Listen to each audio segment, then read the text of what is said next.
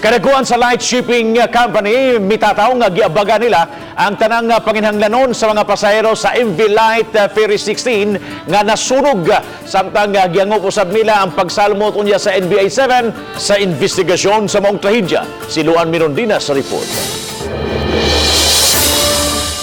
Alas 12:10 kagabi, nadawat sa kadagkuan sa light shipping company ang tawag sa kapitan sa Light Ferry 16 nga niaso ang engine room samtang naglawig sa kadagatan paingon sa Palawan Port sa Dapitan City.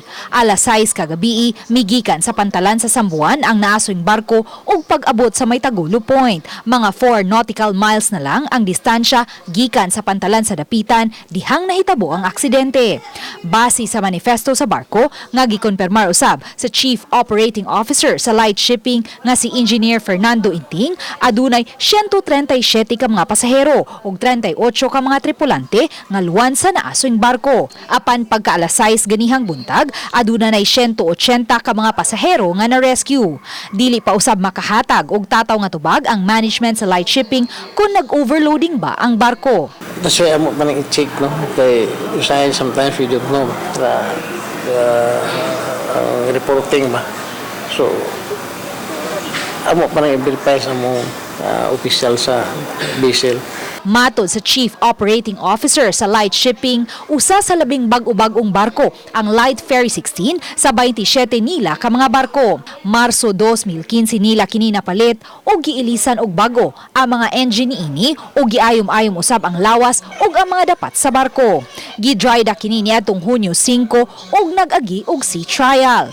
Busa kumpiyansa silang maayo ang kondisyon niini dihang mibiya sa Sambuan kagabi. Usa ka Board of Marine Inquiry hinuon ang umulon aron pagsusi sa hitabo. As to with the specific of what will happen after this, well, definitely the PCG together with the Marina and other concerned entity will conduct and will create a BMI, but the BMI will transpire po dun sa area kung saan nangyari yung maritime incident. Hindi naman po dito sa Central Visayas because this is far away na po sa jurisdiction natin.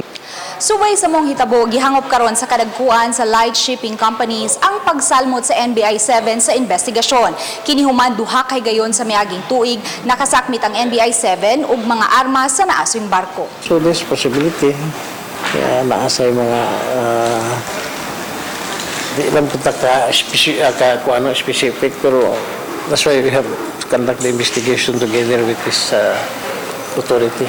Nisaad ang management nga buduso gilayon ang kapitan sa barko og marine protest sulod sa 24 ka oras ngadto sa marina. Uban ni Rinanti Quiñones, Luan Mirondina, Balitang Besdak.